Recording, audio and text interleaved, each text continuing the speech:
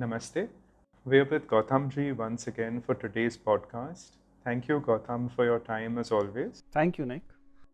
Gautam, there are devotees who ask me this question in common that how do I meet the devotees that I meet? And, to talk a little bit about my meetings, the behind the scenes, how these relationships were developed, and, what is it that I have learned from them, or just a little more about them in general.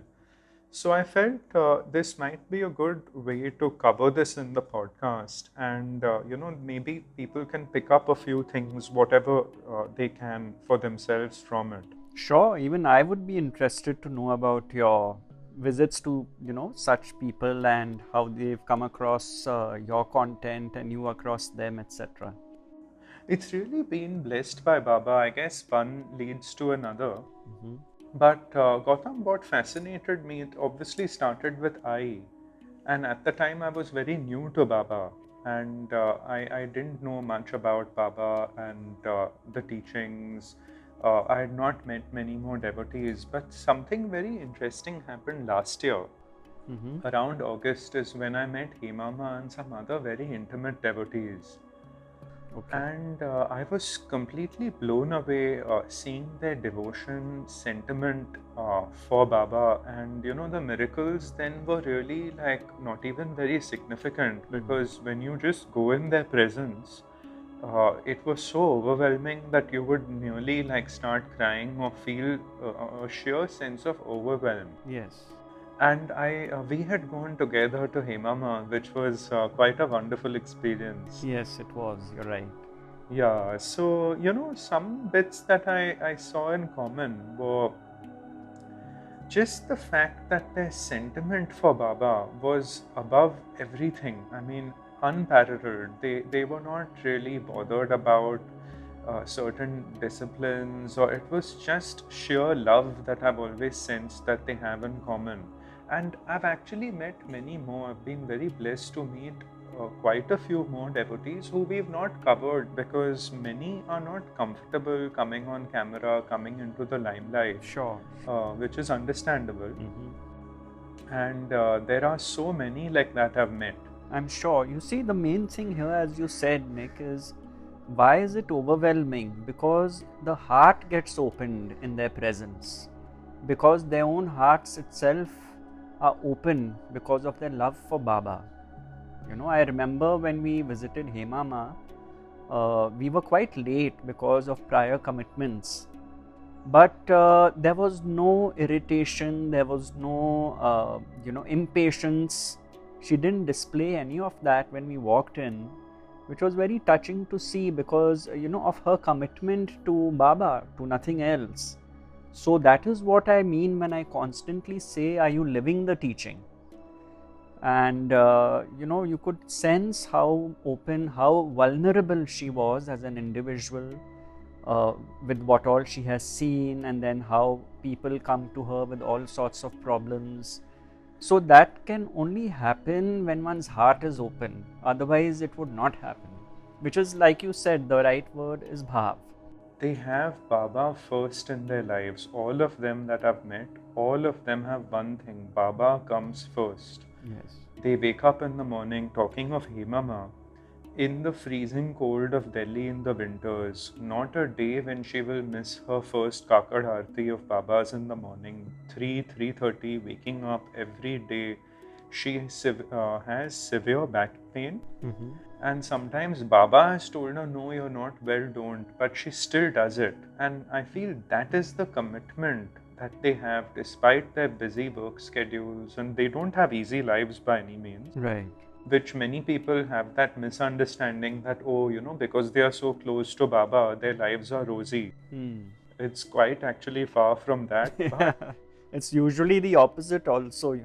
yes, so despite that, the fact that Baba comes first, I've always felt that is that threshold that is crossed in their devotion, where then I would say they are intimate devotees. So, Nick, this reminds me of a story of Jesus. You see, he had a very famous devotee called Saint Teresa. And Saint Teresa was working in the fields and pushing wheelbarrows and sweating and huffing and puffing, and she was tired because she was getting old. So she was exasperated, and she looked up in the sky and said, Jesus, why are you not helping me? Why are you making things so difficult? So Jesus replied, saying, don't worry, I asked this only of my close friends. And then she replied, Jesus, no wonder you don't have many friends. You see, this is the point. The point Yes. is that our devotion is tested. Now, the point is that are we willing to go through the hardships and still keep that devotion? Yes. That is the point of this story. And going back to Baba and the devotees you have met, where you say they are shining examples of this discipline, of this bhav, and their lives are not rosy either. You see, that is the whole point, that no one guaranteed them, nor did Baba guarantee them that your life would be a bed of roses if you worshipped me. It is despite the hardships, despite the physical aches and pains, the devotion is still ongoing. This is a very important thing. We have mentioned it in some earlier talks also. So your audience might find we are repeating this point, but it is a point which needs repetition. Yes. Because there is this misconception that if I have a certain respect or time allocated to the divine, to Baba, then things will not go wrong in my life. That misconception has to be removed. That unfortunately is quite prevalent, at least with the beginners. And that is the basis of a conditional relationship with Baba, which is then bound to where the boat is rocked when something goes wrong. True. You know, one thing they've also mentioned to me, the devotees have met, that Baba is particular about one's discipline and routine, and it is Baba who instills this. So I asked them, what I would do is when I would meet them and get some time with them, I would ask them about their journeys and how they got close to Baba. And they said it is, over a period of time, like it is not by their will and their strength that they've been able to do this, the devotion. It was that initial yearning, and then Baba changed their routine, blessed them that they can do these things. Because I have met some Gautam who are working, who have very busy work lives and responsibilities, but they will get up in the morning at 4, do their arti, do their sadhana, go to work, take care. So that also shows one other aspect, that their worldly responsibilities are fulfilled, their duties, to without any compromise at all. Yes. Through that, during the day and specific time is allocated, but this sort of a discipline and routine they have, and they all attribute it to Baba and Baba's grace. Yes, yes. Because after all, it is their bhav for Baba which makes them get up that early in the morning, you see. So in that sense, it is Baba's doing. Yes, absolutely. And in fact, yesterday in the podcast, you had mentioned this, that if one is taking advantage of this time and seeing it as a blessing, yes, then one must instill a discipline and time. So I felt this could be inspiration, that the discipline and time is one of the fundamental things all the intimate devotees have in common. Right. And also, for the people who are not that intimately involved in devotion to Baba, you see what tends to happen, the opposite tends to happen. I have a friend whom I was talking with yesterday, highly disciplined, generally used to wake up very early and have a routine, and he was in bed by 10 p.m. Now he mentioned to me that the routine has gone haywire. He said, first I enjoyed waking up late for a few days, just watching movies after movies after movies. But then he said, I reached a point where I felt uncomfortable with this. Because my nature, that is my friend saying this, my nature was to actually get up early because I love the early mornings. And this lethargy was creeping in, this laziness was creeping in. And if I had kept doing like this, waking up late and all that, he said I would have become miserable, and therefore I took the decision to get back into my routine of waking up early, and I'm so thankful for that. Yes. So you see, the thing is that lethargy and laziness come in when that focal attention is not there, when that discipline is not there. Yes. Discipline is indeed essential. There are people who are not inclined to discipline and they will find it hard, you see. But then, even if you introduce discipline in your own way, we are not saying everyone has to get up early. If you can't get up early, don't. But then, during the course of the day, Yes. put in certain minute events, gestures, lighting of diyas, like you said, a small aarti at some time, or sitting in contemplation for some time, by all means in the course of the day. That also is a discipline only, you see. So whatever suits individuals, but to introduce it in one form or another would be a big blessing, because in these days where there's nothing much else to do, if the patterns are set, that becomes the new conditioning. Yes. And then that can continue onwards beyond this period. So it is in that sense a gift. You know, there is that saying that many of the devotees say that you take one step to Baba, he will take 10 steps towards you. Yes. And Baba here will only see one's intention. And if that is pure and one is sincere, then he will pull you. True, true. But I am coming back to this point, Nick. Sorry to harp about it.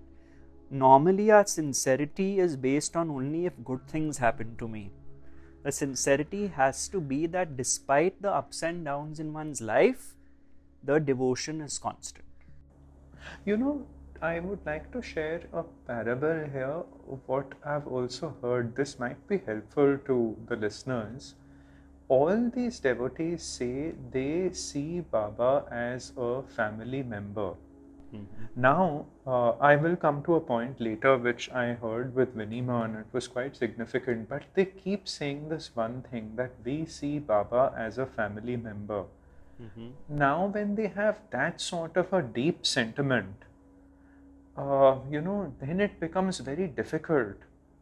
Even if they have difficulties, for example, say you have a difficulty you face, are you going to be cross, say, with your mother and abandon her? Or your relationship with your mother is not conditional, is it, Gautam? Correct. So that is the thing. The relationship with Baba is so deep, and it is not just based at all. They are not even bothered. That's what I see. Miracles and all have no significance to them, really. Yes. Because it is this relationship which is so deep, and that is the whole, I would say, the most vital thing. Yes. Then that is unshakable. Correct. And the way I look at it is, and this is just from a different vantage point, Baba is navigating all his devotees to what he wants to give them. That is the very end.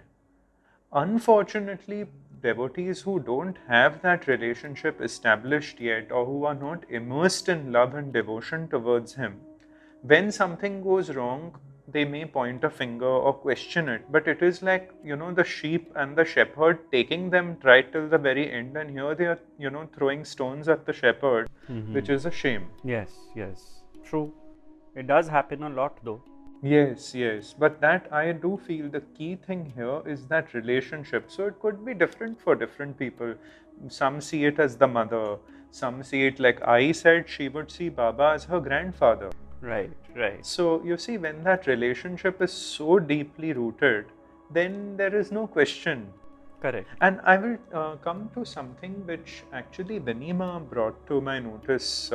Once we had gone to Baba Ayer's cafe, the very sweet old man, and the cafe in Shirdi. And after we started eating, she said, "Oh my God, I've forgotten again." And I said, "What?" She said, "Oh, I find it very difficult to offer food to Baba, and I admire those devotees who do, and I keep telling him I keep forgetting." And I would not follow this practice before this, but it is what she said made me aware. And then I started seeing, when I would go to when I would go to Hemama, when I would go to Veenama, the first thing they would do before anything is offer it to Baba. Right. And then I saw this is not as easy, initially at least. Yes. Because I would say food is the most primary instinct. Even sex and other things, yes, one can do without. But food is almost like our survival. The deepest instinct would be food and water. Right. So, before that, in any state to offer it to Baba, and not just in 1 second, they do, it's almost like a ceremony. And then they go, have offered to other members of the family. And I find it very beautiful. And now it has become a practice, but I'm so grateful to Vinimart for bringing it to my notice. And then I became aware of it and I observed it in the other devotees. Yes, yes. So even this was one aspect, that offering food to Baba is a very, very important thing all of them do. And sometimes one may forget, that is fine. But even if they travel or wherever it is, even if it's a mental offering, but the fact that Baba comes before anything is, it is the primary thing in their life. Yes, and the specific point about offering food to Baba. You see now, the sage, for example, the sage is aware that when he is eating, he is not an individual which is eating the food. The sage is aware that if he was not conscious, then he would not be able to eat. So the food is it being taken by the individual or by the beingness and the consciousness which is being offered the food? Now the sage has that heightened awareness that when I am eating, something as holy as my sense of presence is being offered the food, not me as an individual. Now, we ordinary human beings don't have that awareness. Therefore, Baba, representing consciousness, representing the source, representing the divine, what we do is when the food is made, we offer it to Baba first because he represents all that, and then we partake of the food. So it is actually a very beautiful gesture or mechanism, you could say. The whole point being that the food is offered to God as an offering first, because God is light, God is consciousness, God is being, you can call it by any name, and Baba represents that. So even this small act tends to deflate the individual ego, that I am eating goes out of the window. Yes. See, because of this. So it is a very beautiful tool which has been introduced by offering food. Many people will offer it to their family deity also, but the result is the same. You are actually offering it to that higher power. Yes.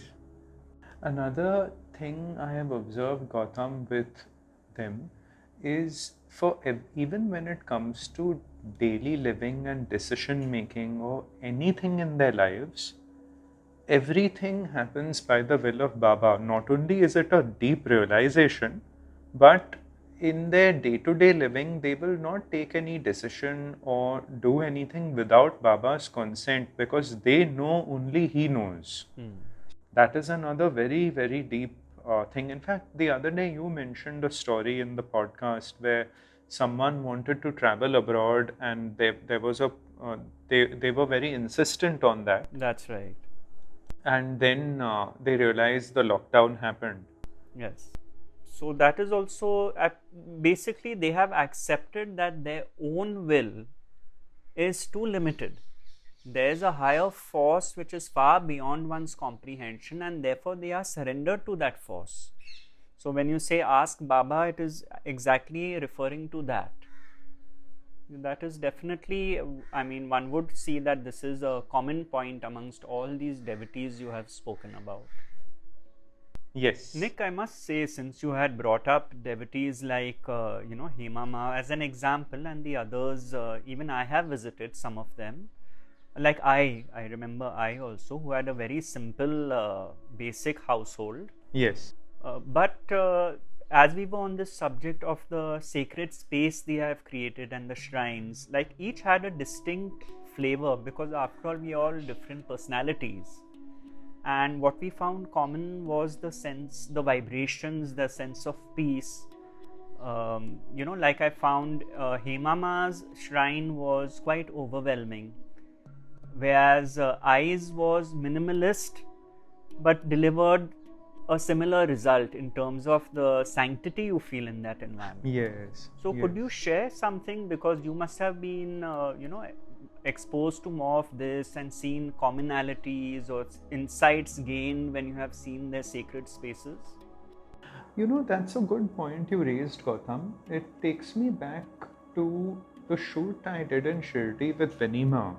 So, you know, when we were shooting, poor thing, I would trouble her and start filming with her at 3 in the morning. Oh, But God. one day, yeah, one day I had gone to her living room to set up the cameras and, you know, all of that. So I would go to her home at 2:30. Sorry to diverge a bit. But I would go to her home at 2:30 in the morning. She would leave the door open, then she would come out at 3. And I noticed right in front of Baba's beautiful image at her home, she had a little glass and it had something floating which I had not seen before. So I asked her, I said, Ma, what is this? So she said, see, this is a Akhand Jyot which lasts 24 hours. So the light in front of Baba is lit 24 hours. So I said, oh, how do you do that? So she showed me, simple little thing. It was a little floating wick with aluminium. I mean, they're readily available. Yes. And, you know, she said, this is lit. And I said, how amazing. I'd never seen that in anyone else's shrine before. So, you know, I picked that up and started doing that at home. Right. Then I when think went- that is put in oil and water, right? Yes, so they take oil and water, and maybe, you know, what might be nice is I'll make a list of all these observations that I've seen at different devotees' homes, which are very simple. I mean, you know, it doesn't cost anything. Yes, I think it would be wonderful if you shared such a list. Yeah, so, you know, below the podcast, when it's put on Patreon, I will put all these little pointers on what to get and where. And, you know, that was something I really liked. So, you know, in the office as well as at the shrine at home, I put a few of these which are lit 24 hours. And, you know, they don't need any monitoring. But, you know, that light, it reminds me each time I see it, you know, in the Satcharit, you hear stories of how Baba liked lighting diyas. Yes.